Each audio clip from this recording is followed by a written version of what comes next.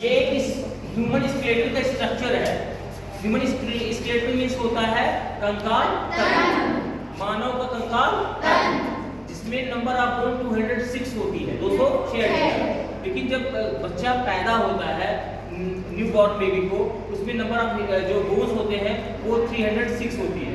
कितनी होती है? 306। जैसे जैसे बच्चा बड़ा होता है वैसे वैसे ही हड्डियां जुड़ना स्टार्ट हो जाती है। और जब वो एडल्ट बनता है, एक एडोलसेंस एज में आके, जिसको बोलते हैं किशोरा अवस्था, एडोलसेंस एज, उस एज में आके सारी हड्डियां आपस में क्या हो जाती हैं? सारी हड्डियां नहीं, जो लगभग 100 हड्डियां आपस में क्या हो जाती हैं? जुड़ जाती हैं। कितनी हड्डियां बचती है फिर? 206। तो 206 हड्डियां हो जाती है। कंप्लीट जॉइंट हो गए, जिसको जुड़ना था वो क्या हो गए? जुड़ गए, है ना। तो बच्चा जब पैदा होता है तो उसका बेंडिंग ज्यादा होता है, लेकिन धीरे धीरे अब जैसे जैसे जब एडल्ट होगा तो उसका बेंडिंग क्या जाएगा? कम, क्योंकि हड्डियां वो क्या होने लगी है? जुड़ने लगी है। और हड्डियों का ग्रोथ होता है, बोन का क्या होता है? ग्रोथ होता है। इसको बोलते हैं थाई बोन। क्या बोलते हैं? इसको बोलते हैं फीमर। क्या बोलते हैं? फीमर। सबसे मजबूत हड्डी होती है फीमर, है ना, सबसे मजबूत। इसमें देखो दो हड्डियां हैं, एक है रेडियस और एक है अल्ना। इसमें भी दो हड्डियां, एक है टिबिया एंड फिबुला। हड्डियां जो एक हड्डी दूसरी हड्डी से एक जॉइंट में जाकर जुड़ती है ना, उस जॉइंट का अलग अलग नाम है। ये हिंग जॉइंट है, ये बॉल एंड सॉकेट जॉइंट है ना, बॉल एंड सॉकेट जॉइंट। यहाँ पे भी बॉल एंड सॉकेट जॉइंट होते हैं। ये आपका बैक बोन है। इसी बैक बोन की हेल्प से आप बेंड हो पाते हैं, मुड़ पाते हैं, उठ पाते हैं, बैठ पाते हैं ना।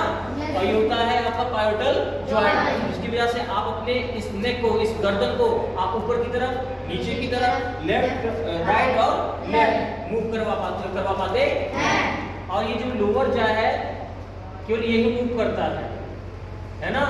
ये सब जो हिस्सा स्कल का देख रहे हैं और फेशियल बोन जो देख रहे हैं, ये सब जॉइंट तो होते हैं लेकिन फिक्स्ड जॉइंट होता है। कैसा होता है? Fixed joint. केवल लोअर बोन जो लोअर जा है यही मूव करेगा। कौन मूव करेगा? लोअर जा। अपर जा और ये पूरे स्कल का जो आप स्ट्रक्चर देख रहे हैं ये मूव नहीं करता, ये जॉइंट फिक्स होते हैं। कोई प्रॉब्लम? No sir. ये देखिए आपका रिब केज है, और ये रिब केज क्या करता है? इसके अंदर हार्ट और लंग्स होते हैं जो हार्ट और लंग्स को प्रोटेक्ट करते हैं। रिब केज क्या करता है बेटा? ये रिब केज इसके अंदर के ऑर्गन को, जिसको बोलते हैं वाइटल ऑर्गन, जो है लंग्स और हार्ट, उसको प्रोटेक्ट करता है। ये है आपका बैकबोन, जिसको आपको उठने में, बेंड होने में हेल्प करते हैं। इसी बैकबोन के इस हेल्प से स्पाइनल कार्ड, आपका जो नर्वस सिस्टम बनता है, ये कनेक्ट होता है, ये ब्रेन को कनेक्ट करता है और हमारे नर्व्स जो सेंसरी ऑर्गन होते हैं उससे कनेक्ट होते हैं। एक होता है मोटर नर्व, एक होता है सेंसरी नर्व, है ना। इसमें रिफ्लेक्स एक्शन होते हैं। हम आगे के, अभी आपको क्लास 6 में है, जब आप हायर क्लास में जाएंगे 7, 8, 9 में, तो मैं आपको पूरा और डिटेल में बताऊंगा कि मोटर नर्व का वर्क क्या है और सेंसरी नर्व का वर्क क्या है और रिफ्लेक्स एक्शन क्या है, ठीक है। और यहाँ पे आप देख रहे होंगे ये भी आपका हिंग जॉइंट है, जो 1A डायरेक्शन में मूव करता है। दोनों तरफ बेंड नहीं होता, एक ही तरफ बेंड होता है। इसको बोलते हैं हम हिंग जॉइंट। यहाँ पे भी होते हैं और यहाँ पे होते हैं। और ये रिब केज में नीचे देखो एक फ्लोटिंग रिब्स है। ये यहाँ आके स्टर्नम से जुड़ी नहीं होती, इसको बोलते हैं स्टर्नम। क्या बोलते हैं? यहाँ से ये जुड़ी नहीं होती है, ये फ्लोटिंग इसको रिब्स बोलते हैं, जिससे जब हम ब्रीथ करते हैं, ब्रीथिंग का मतलब inhalation of oxygen from the air and exhalation of carbon dioxide from the lungs, इसको बोलते हैं breathing.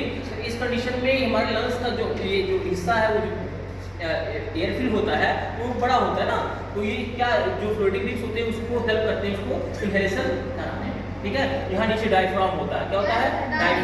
Diaphragm up and down की तरफ मूवमेंट करता है। जब डाउन होता है तो इनहेलेशन होता है, जब अप होता है तो एक्सहेलेशन होता है। इनहेलेशन में रिच ऑक्सीजन होते हैं, एक्सहेलेशन में कार्बन डाइऑक्साइड ज्यादा होता है। कोई प्रॉब्लम नहीं होता? No sir. कोई दिक्कत है यहाँ? No sir. अब देखो सबसे मजबूत हड्डी ये आपका फीमर है। हाँ, ये अगर एक बार आपका टूट गया, जानिए ये बहुत दर्द भी होता है और इसको ऑपरेशन करा के भी ऐड हो पाता है, जुड़ पाता है। ये किसी टूटने पर लोगों को चलने में भी दिक्कत होती है। अरे सर हम आपको डिटेल में बताएंगे जब आप हायर क्लास में आएंगे, ठीक है। अभी कितनी हड्डियां होती हैं? 206। और आपस में एक हड्डी दूसरी हड्डी में जहाँ पे जॉइंट होते हैं, है ना, सबका अलग अलग क्या है? नेम। क्या है? नेम। ये पूरा आपका क्या है? Human skeletal system. क्या है? Human skeletal system. ऐसे ही हमारे यही एक ढांचा है, यही एक स्ट्रक्चर है ह्यूमन को बनाने का। अगर सबसे पहले अगर ह्यूमन बींग्स को बनाना है कहीं पे जैसे स्ट्रक्चर उसका मून का एक स्ट्रक्चर बनाना है तो हम पहले क्या बनाएंगे? स्केलेटन बनाएंगे। क्या बनाएंगे उसका? अगर ये स्केलेटन ना हो तो हम कभी खड़े नहीं हो पाएंगे, कभी हम चल नहीं पाएंगे, कभी हम मूव नहीं कर पाएंगे, कभी मूव नहीं कर पाएंगे वन प्लेस टू अनदर। हम एक जगह से दूसरी जगह मूव नहीं कर पाएंगे। और मूवमेंट इसलिए जरूरी है शेल्टर के लिए, एनिमी से प्रोटेक्ट के लिए, है ना, फूड से सर्चिंग ऑफ फूड के लिए, है ना, और बैड वेदर से बचने के लिए।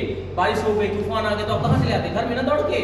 तो आपकी बॉडी का क्या करता? मूवमेंट करता तभी तो हर एक ऑर्गेनिज्म में मूवमेंट का जो स्ट्रक्चर होता है वो अलग अलग होता है। फ्रॉग जंप करके मूव करता है ना, सांप ट्रेवल करके करता है ना, कोई फेदर से अपने फ्लाई करके मूवमेंट करता है। बोलो कोई वॉक करके, किसी के पास 2 पैर होते हैं, किसी के पास 4 पैर होते हैं, है ना। तो ऐसे ही ऑर्गेनिज्म मूव करते हैं वन प्लेस टू अनदर। किसके लिए कर पाते हैं? Searching of food, protection of enemies, मतलब शिकारियों से। जो कोई शिकारी अगर आगे बचने के लिए हम भागेंगे नहीं भागेंगे, है ना, अपने आप को प्रोटेक्ट करने के लिए, है ना, हम मूवमेंट करते हैं। अगर हम मूवमेंट नहीं कर पाएंगे तो क्या हम लोग का जीवन सर्वाइव कर पाएंगे? नहीं कर पाएंगे ना। Thank you.